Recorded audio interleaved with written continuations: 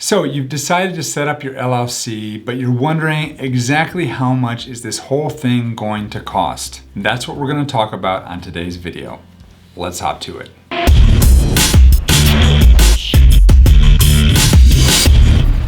Hi, my name is Jim Hart. I'm the founding attorney here at Hawthorn Law, where we help online businesses like yours to get your legal house in order so that you can focus on what you do best, and that is building a business that truly matters in the world. Today, we're going to be talking about setting up your LLCs, specifically what are the costs associated with setting up your LLCs. I just recorded this entire video with the microphone off. So you're going to get my second take, which I guarantee is going to be much better than the first take. Now, if you're running an online business, be it a blog, maybe a YouTube channel, maybe you've got a podcast, you're doing affiliate marketing, perhaps you are selling products on Amazon or through Shopify, or maybe you're building a course or you're a life coach or something like that, chances are that at some point you're probably wondering, do you need to set up an LLC? And if so, how much is this going to cost you? Because one of the major benefits of setting up an LLC is that you enjoy limited liability protection. And what that means is that your personal assets are going to be protected in the event that your business gets sued. But as you're going about the process of starting this LLC and you're researching things online, and maybe you find yourself on a site, I don't want to say any names, but say like Legal Boom or Pocket Lawyer, and you're just going through and they've got a lot of fees and expenses and you're just not quite sure, do you need this stuff? Do you not need this stuff? What's the deal? So what I want to do for you today is break down all the costs associated with setting up an LLC or a corporation. They're pretty much the same thing in terms of the cost breakdown. But I want to go down all these costs and tell you what you need to spend money on and what you shouldn't spend money on. And the first fee that we're going to talk about is the most obvious one. It's the one that nobody can get around. That is the filing fee. These are going to vary by state. In some states, it's a very small fee. In other states, it's as much as $500 to get your LLC filed.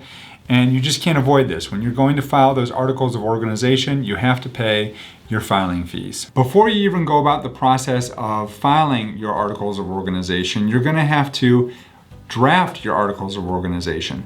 And this is where most people have to pay some money to somebody else to help them. And you've really got a couple options here. Number one, you can do it yourself. Well, that's free. But a lot of people don't like to do that because they're worried they're going to make a mistake. They're going to fill out the wrong information. Some of the questions are slightly confusing. I mean, I'm a lawyer, and even I, when I was first learning this stuff, found some of the questions to be slightly confusing. So the second option you may go to, again, is one of those large websites that can do this for you. The problem with those websites are that when you get in there and you start trying to dig in and create your account and set everything up that you need to file your articles of organization, you know, they might hook you in with an advertisement that says something like $99 to get your LLC started, and that may be true, but what they don't tell you is that on every single screen you go through on that website, they're going to try and hook you in for another fee. So that $99 you started with might turn into, $1,000 or more by the end of the day. So if you can't use one of those websites, what else could you do? Well, another option for you is to hire a lawyer to do this for you. Now, when you hire a lawyer to do this for you, they're going to file your articles of organization for you. They're going to perhaps serve as your registered agent. We're going to talk more about that here in just a second. They will help you draft a custom operating agreement. They're going to get your EIN number for you. And they may do a lot of other things like help you set up a bank account and other business strategy they may consult with you about and different things like that. That's the big plus to hiring a lawyer. You know you're going to get it done the right way.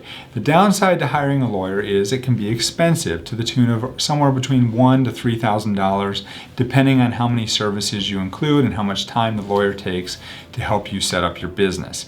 So for those of you that got capital and you would like to hire a lawyer, that's definitely a great option. I'm not going to dissuade anybody from... This is a reminder from Song Quiz. Alexa, cancel. Or was I? Anyway, I'm not going to dissuade any of you from hiring a lawyer. I think it's a wise investment to hire a lawyer to help you with your LLC. But for a lot of you, it might be too much money than you can spend on doing that. That's really up to you and your situation. Which leads us to the registered agent fees. And there's a lot of people out there that say that these are kind of scammy, that you shouldn't have to pay these, that you can just do it yourself. And for some businesses, I would say, yeah, that might be true, especially for a brick and mortar business that's in the same address, they're open, 5 days a week, 365 days a year, whatever.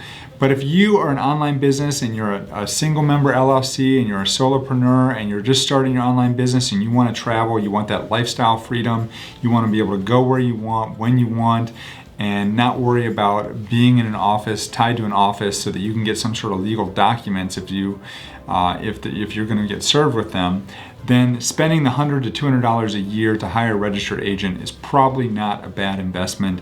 I'll be honest, my office is about 2 miles down the road from my house, and as a result, I have a registered agent, a corporate registered agent that I pay $159 a year, same that I offer to my clients, and they're available to accept service if something should happen to come through that I would need to be aware of. I will gladly pay that fee for the peace of mind that comes with it. The next expense that might come up is making sure that you have a valid operating agreement. Now, sometimes these are included in the packages that you might purchase from some different websites. Other times, they're not. You're gonna need to make sure it's included. But I will tell you, the ones that are included are typically short, they're not that complicated, and they don't provide that much detail, aka protection for you and your business. So you may want to go out there and either hire a lawyer or purchase a more in-depth template to help you with this part of the process. Typically, you're going to spend anywhere between $50 and $200, $300 on a good operating agreement template that you can use for your online business. The next expense that you may need to spend money on is getting your federal EIN number. Now, you can call the IRS website or go to irs.gov and you can get an EIN number pretty quickly, but some people, again, are afraid of the process. They don't want to do it themselves. And as a result, you can pay a lawyer or pay one of these services to do it for you. It's typically going to be between $30 to $50, depending on who you use. If you set up an LLC through Hawthorn Law, we include it as part of the package. But this is something you absolutely need because you need it to go and set up your bank account. Now, you can't get this number until after you get your articles of organization back from the Secretary of State's office showing that your LLC has been formed. You want to make sure you wait until the LLC is formed to do this. But once you do, you can go ahead, you can get that EIN number, pay for it, do it yourself, whatever you want to do, and then you can use that to go set up your bank account. Now, once you've got your LLC set up and everything's good to go, you might think, well, that's great. Now I don't need to worry about this again. And you would be wrong, because every year you're going to have to pay what's either called a franchise fee in some states or an annual report fee, depending on what state you're in. And this can be, again, something that is typically very small in some states, up to the highest state, I think, is California, that charges an $800 franchise fee. They're kind of famous for that fee. And a lot of people try and get out of filing their LLCs in California as a result of that. What they don't realize is that I believe there's a pretty hefty penalty if you live and work in California and you don't file your LLC there. But check with a California lawyer on that. Now, there are some other fees that may come up that you're going to run into if you're doing this online or you're trying to figure out what you need to pay and not pay. And some of these fees include researching the name of your LLC. You really shouldn't ever have to pay for that. If you do see a service that's asking you to pay for that, I would kind of run the other way. An LLC kit and seal. Some people just like having an LLC kit and seal. I don't get it. I'm pretty much paperless. I don't think it's necessary. It's something that maybe 20 or 30 years ago was pretty cool to have and something that maybe banks wanted to see. But in this day and age, I don't think you really need an LLC kit and seal. You can get a kit, you can get a binder at Staples for like $10 or less if you really need a good folder that you can use for your LLC. But if you want to do that, I'll be honest, it's something that we have available to our clients if they want it. They have to pay for it, but again, not required. Certified copies are another thing that frequently come up, and in most cases when you're just getting started, you're not going to need certified copies. And the types of fees that you would pay with those are going to be the fees that you're going to pay to the Secretary of State to certify the copies, and the fee that you're going to pay to whoever it is that's getting those copies from the Secretary of State. It shouldn't be much, but you just want to be careful of those fees. probably not something that you need to pay for. Okay, rush fees. This is another fee that you definitely need to be aware of. In a state where I live, North Carolina, it typically takes anywhere from 10 to 14 days to get your LLC filed. And I've had people come to me and they need to, for whatever reason, they're entering a contract or something's going on, they're purchasing real estate. They need to have that LLC formed like ASAP. And so they have to pay usually a $200 to $300 filing fee, a rush fee, to make sure that LLC goes through within like the next day or two. That can happen from time to time. My recommendation is plan ahead and make sure you don't find yourself in a situation where you need to pay a rush fee. But if you are in that situation, these are fees that you really can't get around. You're going to need to pay the rush fee to make sure the LLC goes through faster than it might otherwise be able to do. And the last fee I want to talk to you about are annual subscription fees. Now, this is something that some places may offer it, other places don't. What this is, it's an annual fee that you pay to the person or the entity that sets up your LLC, and then they will go ahead and make sure that your LLC, the annual reporting fees and franchise fees, get paid every single year. I've had this come up with a couple of clients lately who have let their LLC go delinquent.